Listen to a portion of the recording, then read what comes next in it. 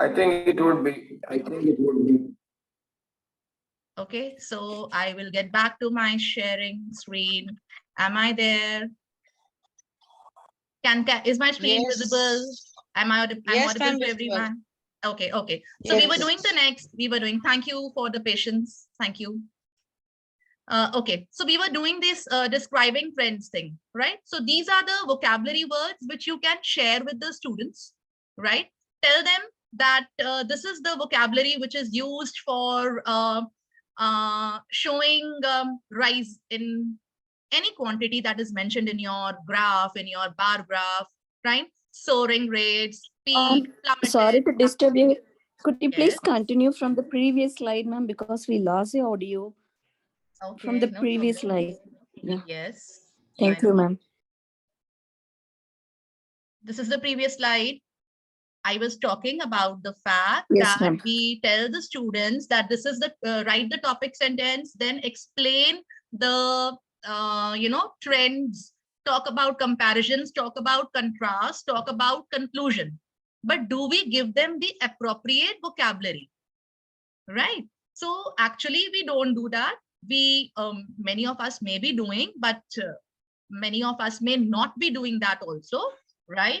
So we should try and share this kind of a resource, which I would like to name it as a lexical resource with our learners so that they know when they are talking about increase in some kind of a trend, then they can use the vocabulary words like soaring, or um, if they're talking about fluctuation, or they can say fluctuated, started falling, a pattern of growth was seen. If there is something which was, there was no change, stagnated, right? So these words, these vocabulary words can be given to the students. And what is the importance of these vocabulary words?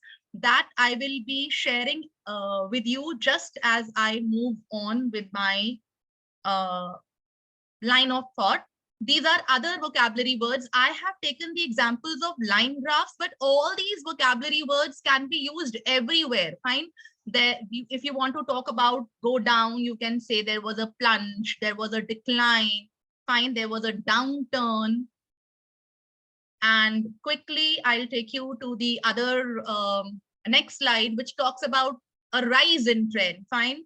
So words like treble, find words like doubling in. Again, these words, if you share with your students, especially your average and below average children, they will benefit from this a lot. They will know which are the words that they should use, right? Talk about a trend in which there is no change. It remained the same. Simple. Fine. It remained leveled. There was no change. It remained unchanged. If there was constant change like this, fine, there was a fluctuation in the rate of the rupee that kept on falling and rising, something of that sort. Fine, look at the vocabulary word volatile. Fine. So all these words, these vocabulary words can be, and try to put them all at one place. You can, it's up to you, dear teachers. You may use the previous way of sharing the vocabulary words with the students. You may use this way of sharing it, whatever way you like, right? But see this, fine, there was, if I talk about quadrupled, fine, flattened out, collapsed, plunged. These are words which even, when our above average children are also writing, sometimes even they will try to look for better vocabulary words. So why not give them all these and then tell them to write any writing skill for that matter. Today I am dealing with analytical paragraph writing. Why not any writing skill for that matter? They will definitely feel kind of empowered. They will know how to write and how to go about it. They won't be looking in the dark. So this will prove very, very, very fruitful. I have done it in my classes. I'll like take a 1 second break and try to tell you something. I don't feel embarrassed at all. In my first year, 2021, I took up analytical paragraph writing in 2 online classes. We used to have a 45-minute period. two online classes. One I told about the breakup and top.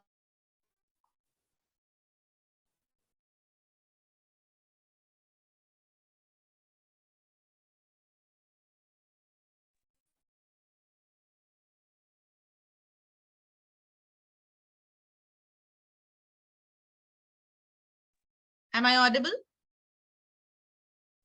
Madam. Am I audible? Yes, ma'am. Madam, you're Audible. audible, madam. Thank you. Thank you so much. Okay. So I did it in say 2 classes. Next time, next year, after I was empowered, I did this same analytical paragraph writing. We were in this hybrid mode at that time, right? Full on schools had not started. So I did this and I was very satisfied at that time. I did it in say 3 to 4 classes, right? This year, when I did analytical paragraph writing, it took me 1 week. 1 week to do this with them. And really, my students feel that analytical writing, paragraph writing is a very, very scoring writing skill, and they can do it very nicely. And they're really happy about it. They don't feel that it is a difficult writing skill and God knows what will be said for them in the examination and how are they going to, deal with it. So this is from my own personal experience. I hope that once you share this with your students, they will also have, a better learning experience. Now, after this, give ample practice to your students. Fine. This is something which was lacking in my classes also, which I added on slowly. Fine. Give them this kind of a practice. Tell them to use a noun or a verb to describe the trend given over here. You can show this to them on the smart class. You can give a worksheet to them any way that you want. Fine. Then that is one way of practicing with them. Others are going to follow. You may have your own way of practicing, but practicing is a very important part of scaffolding.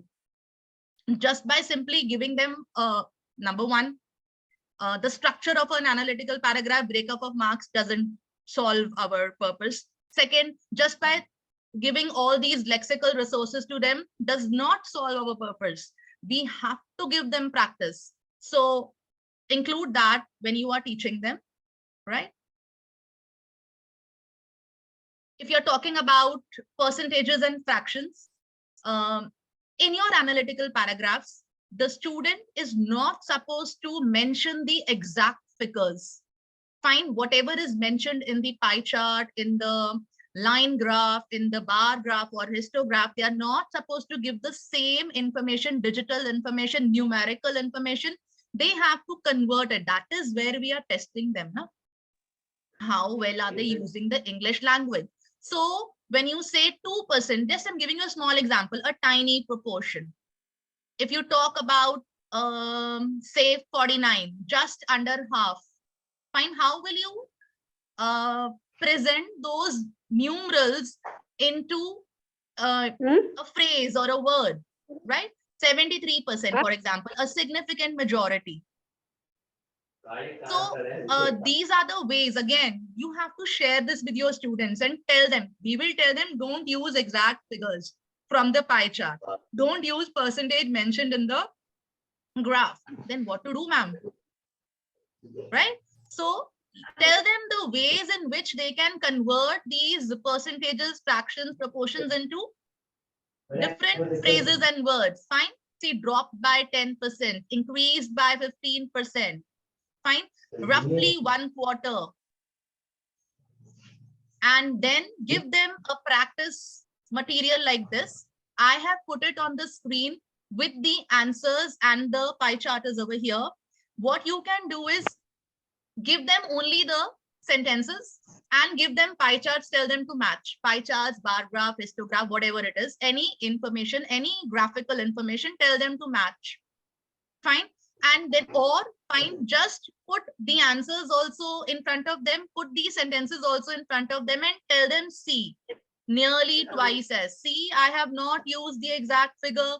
I have used other phrases. I have used almost double, around half, about 3 times.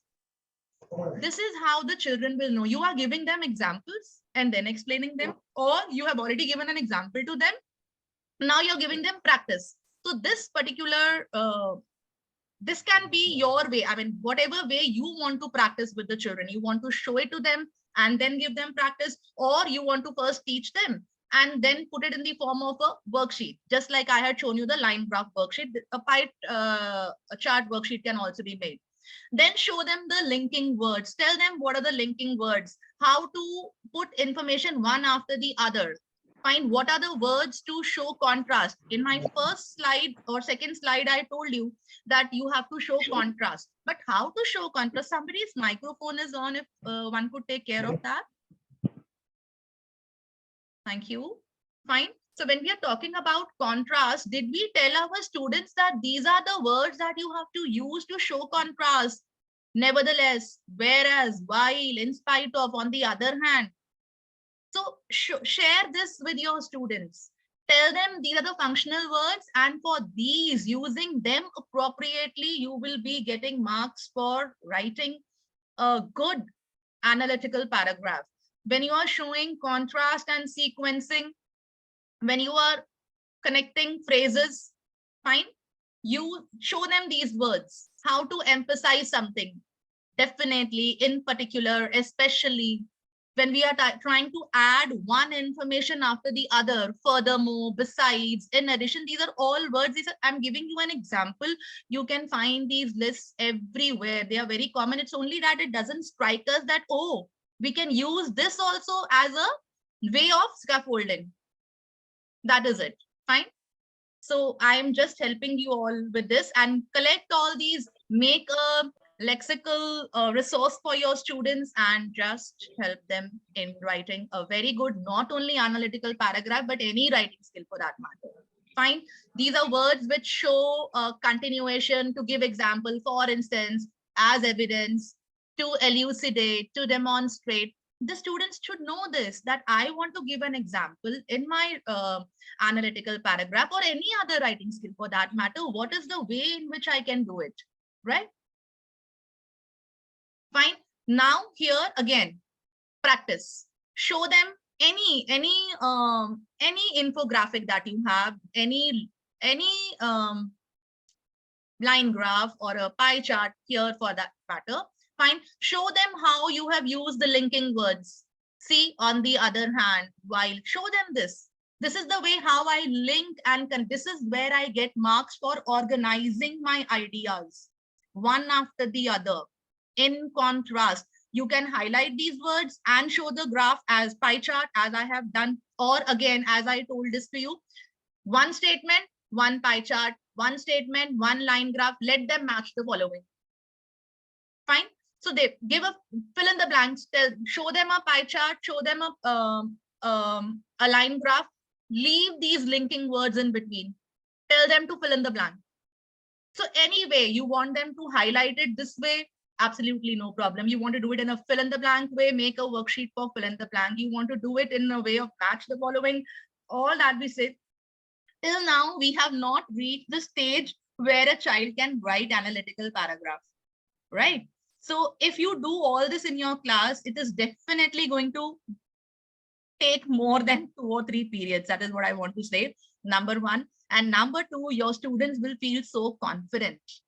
They will definitely feel that, yes, they can do this writing skill without any, feeling nervous or feeling scared, or what will come in the exam, how will we write it, right? Now for the conclusion, they have to write the concluding sentence. This we have told them in the body of the paragraph writing, but did we tell them that to conclude, for the concluding statement, try to write these words to summarize in a nutshell, to conclude, right?